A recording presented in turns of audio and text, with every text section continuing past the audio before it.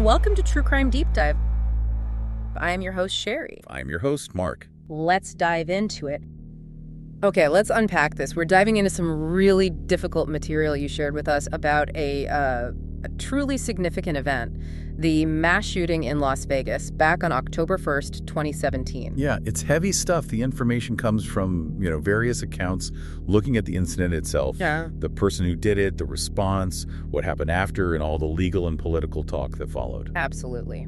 And our goal here for you listening is to really walk through these details, pull out the key facts, the timeline, understand what happened and what questions are still sort of hanging there. Think of it as navigating the key points, getting a clear picture of that night and its impact. So let's start with the basics. October 1st, 2017, the Route 91 Harvest Music Festival on the Las Vegas Strip. Right. And the shooter, identified as 64-year-old Stephen Paddock, was firing from way up high the 32nd floor of the Mandalay Bay Hotel, overlooking that whole festival area. The scale is just staggering. We're talking over 1,000 rounds fired into the crowd.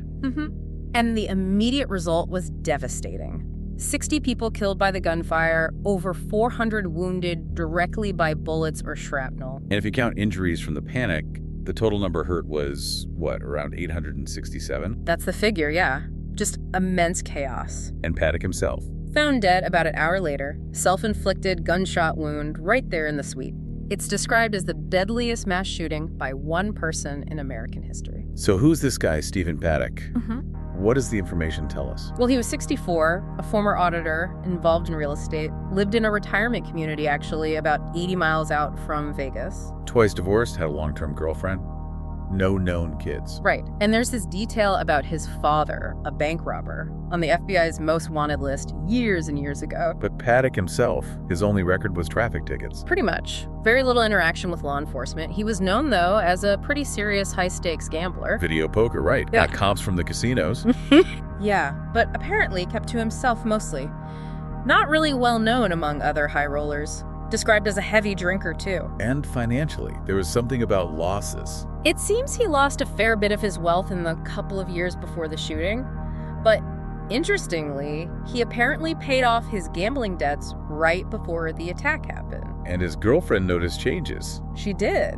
Said he became more distant, less intimate in the year leading up to it. Okay, so the preparation. This is where it gets pretty chilling, right? Yeah. Apparently, his girlfriend mentioned he'd sort of cased the festival site from the hotel room a month earlier. Right. It doesn't seem like it was just a spur-of-the-moment thing at all. No. The information points to him, researching other big venues, too. Like where? Well, Lollapalooza in Chicago apparently reserved a room overlooking it, but didn't go. Oh. And then another festival, Life is Beautiful, right there in Vegas, stayed nearby weeks before. Wow. So real planning. And his internet searches were specific. It's very specific. Mid-September, things like SWAT weapons, ballistics chart 308, SWAT Las Vegas, even do police use explosives? Chilling. And his arrival at Mandalay Bay. Checked in September 25th. Got a comped room first, then added a connecting suite a few days later. Both rooms overlook the festival. And during his stay, he seemed normal. That's what staff said. He gambled, interacted with employees. They described him as normal. Even went back to his home in Mesquite during that time. But how did he get all those guns up there? That's always been a question. The picture we get is he used hotel bellmen over multiple days. Brought up suitcases, 5 one day, 7 the next, then 2, then 6, then 2 more, right up to the day of the shooting. Just blending in. Yeah. And then the do not disturb signs went up. Yeah, the day before the attack, September 30th. So what did they find inside those suites? An arsenal. 24 firearms, huge amounts of ammunition, lots of high-capacity magazines, some holding up 200 rounds. What kind of guns are we talking about? Mostly AR-15 and AR-10 style rifles, 14 AR-15s, 8 AR-10s, a bolt-action, and a revolver. And the bump stocks, that was a major point. Huge point. 14 of those AR-15s had bump stocks fitted. And remind us how those work. Essentially, they use the rifle's recoil to slide the firearm back and forth, rapidly bumping the trigger against your finger. It lets you fire much, much faster, almost like an automatic weapon. The rate mentioned is something like 90 rounds in 10 seconds. Incredible rate of fire, yeah. So out of the 24 guns, how many did he actually fire? 15 were used. Over 1,000 rounds fired in total, mostly from the AR-15s, a few from the AR-10s, and then the final shot from the revolver. 1,058 rounds. And these were all legally bought? It appears so. Purchased across Nevada, California, Texas, Utah. The firearms themselves were legal purchases. He also tried to get tracer rounds? Yeah, tried a dealer who was out of stock, but then got some from a private seller at a gun show. And the explosives components found in his car? Ammonium nitrate, tannerite. Investigators noted nefarious intent, but there wasn't an assembled bomb or anything, just the components and more ammo in the SUV. Okay, let's shift to the timeline of the attack itself, starting on that 32nd floor. Right around 10 p.m., hotel security guard Cesis Campos goes up there. There's an alert about an open door. He finds a stairwell door nearby barricaded. Barricaded how? With like an L-shaped bracket screwed into the door and frame. He reports that. Then here's what sounds like drilling from Paddock's room, 32-135. Then, about 5 minutes later, 10:05 p.m., Paddock starts firing through his suite door. Campos is hit in the leg. He fires multiple shots through there. Around 35 rounds through the door, Campos takes cover, radios he's been shot, though maybe thought it was a BB gun at first. And then someone else arrives. Yeah, a maintenance worker, Stephen Shuck, comes to check on the barricaded door Campos reported. Campos warns him. Shuck takes cover too, and radios dispatch, telling them to call the police. Shots fired. There was some confusion later about this timing, right? When Campos was shot versus when the main shooting started. There was. The official timeline shifted a bit in the initial days. Law enforcement said it was just the complexity, figuring everything out in a chaotic situation, not an attempt to hide anything. Okay, so around that same time, 10:05 p.m., Paddock breaks the windows. Breaks 2 windows in his suites with a hammer and starts firing down onto the crowd. And he keeps firing for how long? About 10 minutes. Firing stops around 10:15 p.m., over 1,000 rounds in that short period. From nearly 500 yards away. Yeah, a significant distance. Started with single shots, apparently, then went to those rapid bursts facilitated by the bump stocks. And the reaction in the crowd. Confusion at first. Many thought it was fireworks, which is common at Vegas events. There was mention of a fence, maybe hindering escape. Yeah, some reports suggested a security fence made it harder for people to flee the area quickly. But also, those pauses in firing when he was reloading or dealing with Campos at the door, those moments allowed a lot of people to get away. And the detail about him shooting at the airport fuel tanks. Bizarre, right? Fired 8 shots towards the big tanks at McCarran Airport, about 2,000 feet away. 2 hit the outside, 1 went through. But it didn't ignite? No, jet fuel kerosene essentially is actually pretty hard to ignite with just a bullet. Very unlikely. So, the police response. Yeah. Must have been chaos initially. Total chaos. Calls coming in, initial reports unsure where the shots were even coming from. Mandalay Bay, Luxor next door, the festival grounds, false reports of other shooters elsewhere on the Strip added to the confusion. But they pinpointed Mandalay Bay fairly quickly. Officers saw the muzzle flashes from the north side of the hotel. They started converging there. By 10:12 p.m., officers who were already inside the hotel but on the 31st floor reported hearing the gunfire right above them. When did they get to the 32nd floor? 10:17 p.m., first officers arrive on the floor. A minute later, they run into Campos, the injured guard. And he tells them where Paddock is. Yeah, directs them to the suite, helps with evacuating other guests nearby. Then he's told to go get medical help himself. More police arrive. Yep, between about 10:26 and 10:30 p.m., they managed to manually breach that barricaded stairwell door Paddock had secured. But the shooting had stopped by then. Correct. Paddock hadn't fired since about 10 p.m. So police start clearing other rooms on the floor using a master key Campos had given them. How long did the evacuation take? They got guests off that floor by 10:55 p.m. Then the decision was made to breach Paddock's actual suite, 32-135, with explosives. And that happened when? 11:20 p.m. So quite a while, over an hour after the first officers got to the floor. And inside. They found Paddock dead, self-inflicted gunshot. Then they breached the connecting room, 32-134. An officer accidentally discharged his weapon during that second breach, but no one was hit. In the all-clear, suspect down went out over the radio. 11:07 p.m. Looking beyond the hotel, the wider impact was immediate. The airport. McCarran shut down. It's right next door. Hundreds of people actually fled onto airport property. Runways closed, flights diverted or canceled for several hours, reopened after midnight around 12:40 a.m. And the Strip itself. Las Vegas Boulevard closed down. SWAT teams were sweeping areas. A state of emergency was declared for Clark County the next afternoon. And Paddock was officially named when? Early the next morning, October 2nd, by Sheriff Lombardo. Of course, the most critical part is the human cost, the victims. 61 deaths total, including Paddock. Right. 58 people died either immediately or within the first 2 days, all from gunshot wounds. 36 women, 22 men, ages ranged from 20 to 67. Coming from all over. All over. California had the most, Nevada, but also many other U.S. states, and Canada as well. Some died right there at the venue, others at various hospitals. And sadly, that included off-duty police officers who were just there enjoying the concert. Yeah, Paddock's death was the only one actually at the hotel. Then, 2 more victims died much later. That's right. Their deaths were linked directly to injuries sustained that night. A woman who was paralyzed died over 2 years later, in November 2019. Another woman died from complications from a leg wound in May 2020. And they were eventually added to the official count. Yes, in October 2020, making it 60 victims killed as a result of the shooting. It surpassed the death toll from the Orlando Pulse nightclub shooting. And the injured.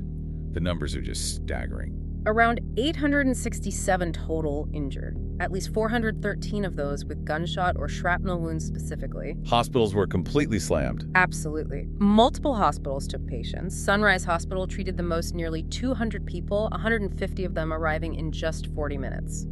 There were some logistical challenges, too. Yeah, the main level eye trauma center, UMC, was hard to get to because the nearby interstate was closed, and there was an incorrect report about them being full, which caused ambulances to divert to Sunrise, which is a level 2 center. Just added complexity. People rushed to donate blood, didn't they?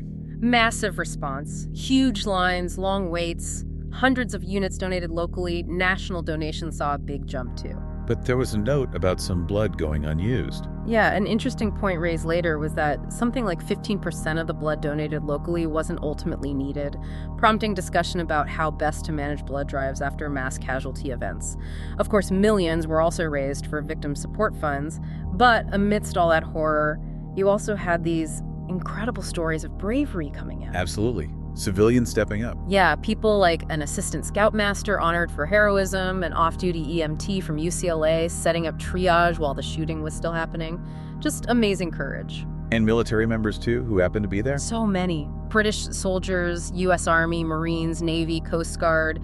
People awarded medals for running towards the gunfire, shielding others, treating the wounded, carrying people to safety.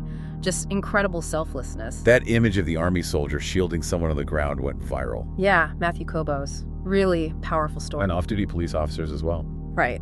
Officers attending the concert from places like San Diego, Rhode Island, they jumped into action too. Treating wounds, helping people escape, shielding them. Some received medals of valor from their departments. Okay, let's talk about the investigation. 1 October, they called it.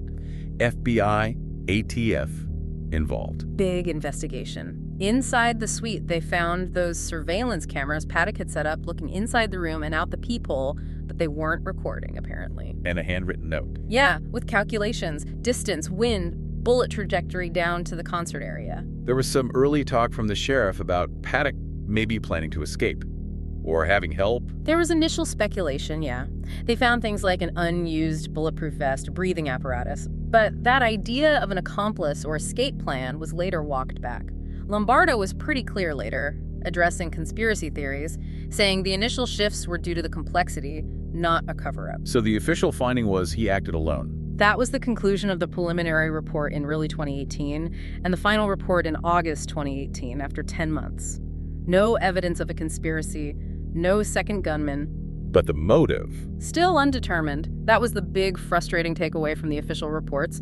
No links to terror groups, no manifesto, no clear reason found. Sheriff Lombardo basically said they figured out the who, what, when, where, how, but not the why. Exactly. And an FBI behavioral analysis report later echoed that no single or clear motivating factor. There was that side case, the ammo dealer. Right, Douglas Haig. Arizona guy. His fingerprints were on some unfired armor-piercing rounds in the room.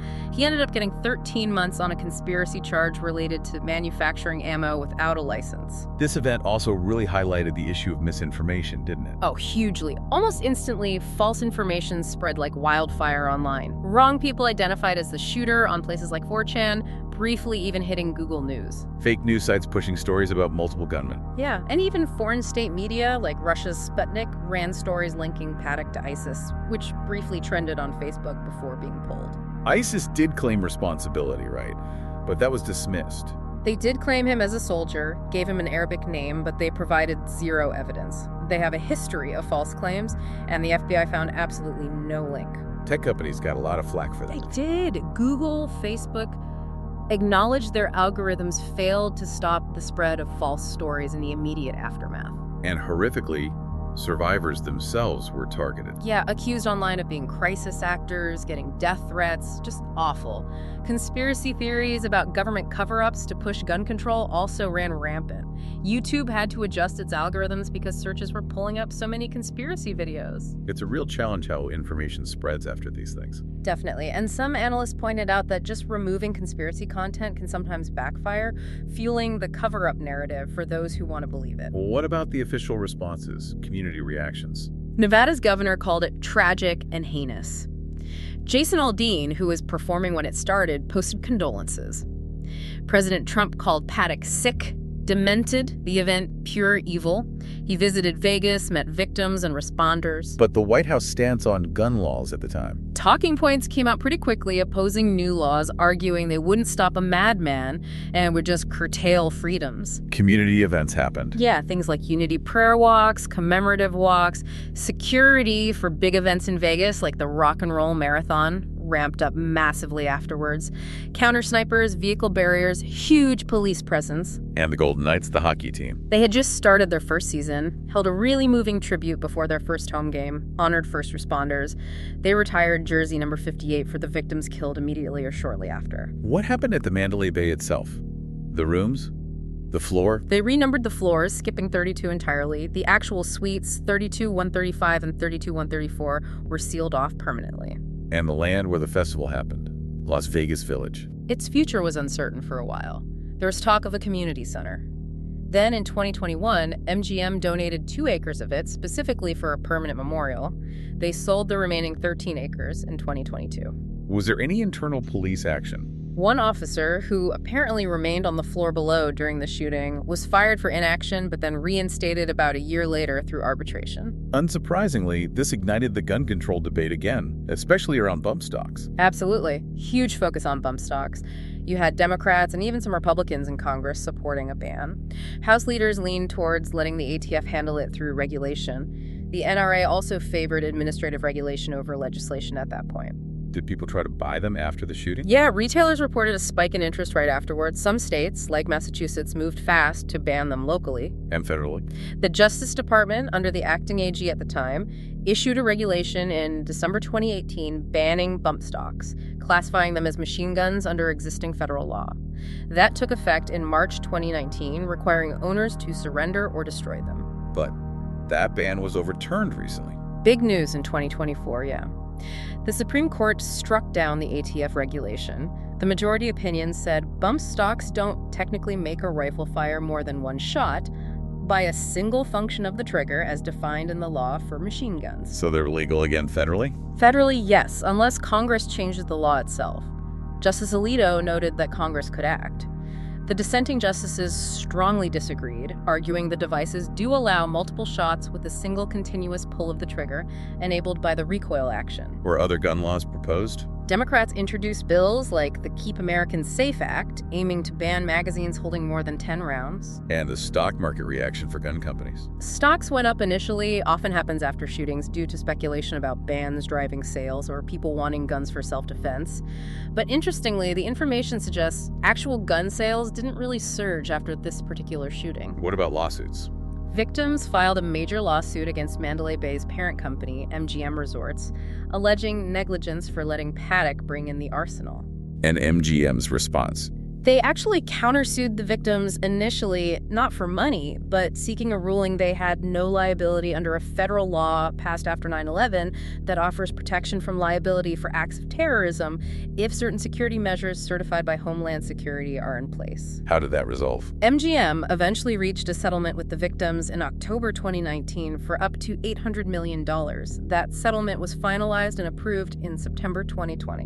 And the Supreme Court case on bump stocks, that came from? A challenge brought by a Texas gun store owner with backing from gun rights groups. There's a really tragic connection to another shooting, isn't there? Yeah, the borderline bar and grill shooting in Thousand Oaks, California, just over a year later in November 2018. Several survivors from Las Vegas were there. It appears so. Some estimates were as high as maybe 60 Vegas survivors were at the borderline that night. And one of them was killed. Heartbreakingly, yes. At least one confirmed fatality in Thousand Oaks was a young man who had survived the Las Vegas shooting. Just unimaginable. Finally, the memorial effort in Vegas. A committee, the 1 October Memorial Committee, was formed in 2019. They have gone through a process, reviewed design submissions. And selected finalists. Yeah, 5 finalist teams were chosen to develop proposals for that permanent memorial on the 2 acres MGM donated from the festival site. Aaron Newbert Architects Studio Stigsgard, JCJ Architecture, Alien, Paul Murdoch Architects, and Suave Group. So that process is ongoing. Moving forward to create a space for remembrance. So, wrapping this up, we've gone through a lot of information here about the 11 October shooting. The horrific details, the planning, the incredible bravery, the investigations that hit a wall on motive, the misinformation, the policy debates. It touched so many lives. Those lost, injured, the responders, the whole community. The material gives us a very clear picture of the what, when, where, and how. But that why, as Sheriff Lombardo said, it remains unanswered, according to everything we've seen from the investigations. And that absence, that lack of a clear motive, it leaves you with this really difficult question, doesn't it? When something this devastating happens, seemingly without a specific ideology or grievance driving it, how do you process that? How do communities, how does society make sense of it, honor the victims, and try to move forward, try to prevent something similar, when the core reason remains a mystery? It's a heavy question to sit with. It really is. A lot to think about from the material you shared. Thank you for helping us navigate through it on this deep dive. New episodes are going to be released every Tuesday and Friday. Simple but essential. Simple but essential information for staying up to date. Foundational piece of knowledge. You got it. And with that knowledge, you can engage with our content on your own terms, on your own schedule. That's the beauty of it. That's right. So with that in mind, think about this now that you know exactly when to tune in. Think about the future. What burning questions do you have out there? Yeah, what topics are you hoping we'll explore in future deep dives? What sources are just sitting in your archives, just waiting to be unpacked? We're ready. Waiting to have their secrets revealed. Send them our way. Send them our way. We're always ready for our next dive. Always. Guided by your curiosity. Yeah. So until then, keep diving. Happy listening. And we'll see you soon. See you next time. Take care. Bye.